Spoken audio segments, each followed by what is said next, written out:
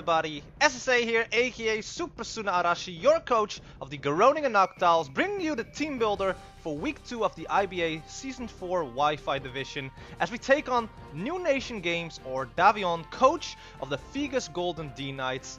And before we're gonna start the actual team building, I do want to say that I did a transaction starting from week 4, and that is, as you can see on the screen, that we're trading off Havlucha for Hitmonlee and Grumpig. Havlucha was worth 12 points in the draft, and Hitmonlee is worth 10 points and Grumpig 2 points, so it works around with that. Plus we get an extra team member to build the team up to 12 Pokemon in total, which was the maximum of the team limit that we have in this league. And the reason why I decided to do this transaction is I looked at my opponents for the upcoming weeks, and you know, at the time I'm recording this, we already have played 3 weeks. I'm always recording these team builders after I've done every match, so, and I've already played week 3 like yesterday. So the reason why I did this is because I don't think that I'm going to use Havlucha that much during this season. And you know, at the beginning of the draft I was very hyped because, you know, I drafted Tapu Koko and immediately I drafted Havlucha thinking it would be a good pair, and in theory it is a good pair, but you know, looking at the matches that we have in this season, I was like, I don't think I'm going to use Havlucha that much. And I saw that Hitmonlee was still available, and I thought, you know what, we could, you know, bring in Hitmonlee, then have 2 spare points left, and then we can bring in another psychic type in the name of Grumpig to make our team a little bit more diverse. And with that we can also immediately make Grumpig our 3rd sea captain, so we also have that, you know, spots filled out completely. And you know, I think it gives me a little bit more breathing space because, you know, 11 Pokemon, it's good, but you know, I was like, you know, I kind of miss a, you know, 2nd psychic typing, and you know, Hitmonlee is a fighting typing that does almost the same thing as Hitmonlee does, or Havlucha does. So I thought, you know, it is the best trade. But this will all happen starting from week 4. So next week, if I will bring Havlucha, yes or no, you will have to see that for yourself. But you know, until then, Havlucha is still part of the team. But starting from week 4, Havlucha is out of the team, and we will bring in Hitmonlee and Grumpig. So that all of the side, let's just start off with the actual team building for week 2. As I said before, I'm always recording these team builders after the match because, you know, it gives me a little bit more how do you call that? It makes me more clear in the head to actually, you know, explain why I brought the team instead of, you know, doing it a few hours before the actual battle. Because I'm telling you, every time I'm doing a battle in this league, my heart keeps pumping, I'm getting tensed, and I love it. I love being back in draft leagues. I love doing Wi-Fi draft leagues because it's, you know, much more exciting than doing Showdown in my personal opinion. But let's look at Vegas Golden D-Nites. Davion's team. He has a Megalarias, a Zeraora, a Heatran, a Milotic, a Togekiss. He has Exploud in his team. My god, Tapu Bulu, Lycanroc, Muk. His team is actually scary, and I was like, when I built this team, I was like, oh my god, you know, this is going to be a tough match. First off, as you can see on the screen, we are bringing Druddigon Life Orb Sheer Force back again. This time with a Dragon Claw and Earthquake as the attacks with Sucker Punch and Gunk Shot, just like last week. Looking at his team, and you know, Earthquake just hits like the Zeraora, it hits the Lycanroc, it hits the Muk, you know, it hits the Heatran. So, you know, running Earthquake on Druddigon this week is, you know, much more useful for me and less risky. So I'm using a less risky Druddigon this week, but still with the Life Orb Sheer Force, because we need to get those kills with Druddigon, because I'm hyping this boy up for this season.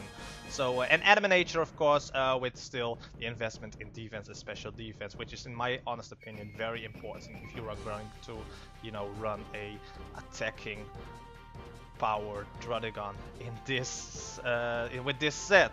So next up we have our Tapu Koko, the Assault Vest this time.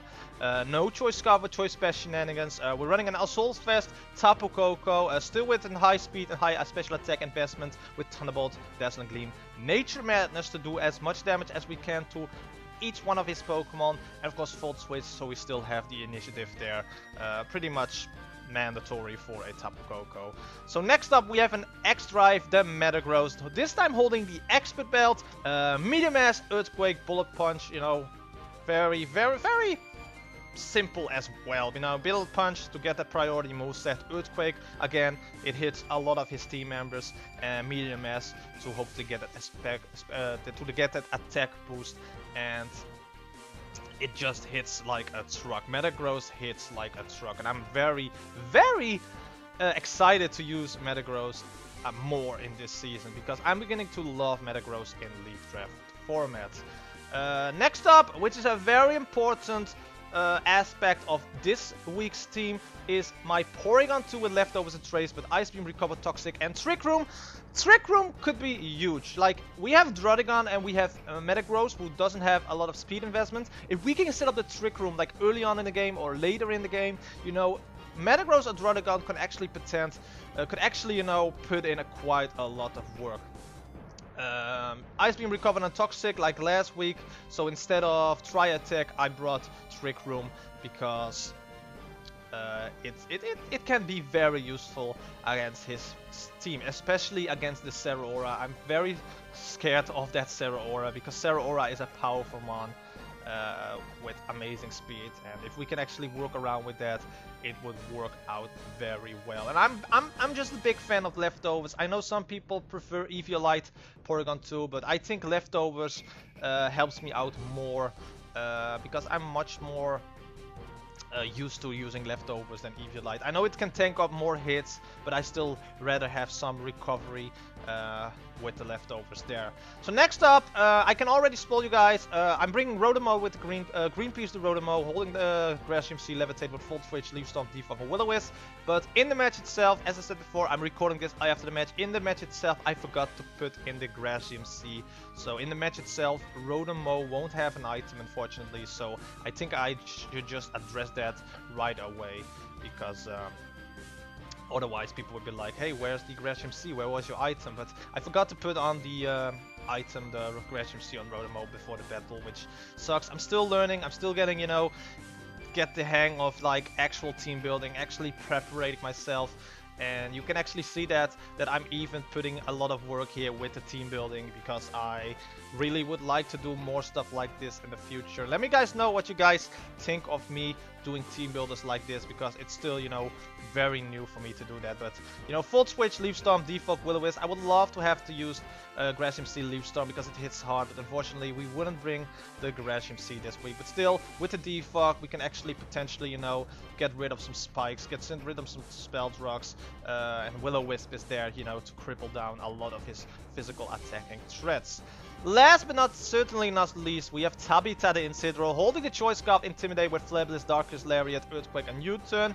Not much with the Trick Room, but, you know, with the Choice Scarf, Incineroar can definitely outspeed some of his Pokemon there, and, you know, it just like Metagross and Druddigon, hits like a truck. I think I'm very much going hyper offensive this season without knowing me doing that, which is not something I've played in the past, but looking at my team, it's like a perfect way to get used with this team, with the likes of, you know, Tapu Koko, Metagross, Druddigon, Incineroar in my team, and in the future Hitmonlee. So, you know, Earthquake, again, it hits a lot of his team members, U-Turn to get to momentum, and Darkest Lariat, if he wants to set up on some of his Pokemon, we can actually still hit hard, and Flare Blitz is just a given. So this is the team that we're bringing this week. Of course, the match will be live tomorrow at 4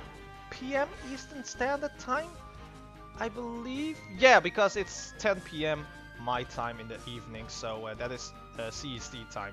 But yeah, this match will be a very entertaining match as well. I hope you guys would like it. Again, let me know what you guys think about, you know, team builder videos like this. Do you prefer like videos like this, just team builder videos, and then the match is just the match, or do you like to see a combined video of the team builder and the match itself, like first the team builder and then the match? But yeah, that is basically all I have to say. I hope you guys will enjoy this week's match in the IBA Season 4 Wifi League. Again, all of the coaches will be down in the description below, as well as their Twitter. So if you want to check out Davion or New Nation Games, be sure to check my opponent down in the description.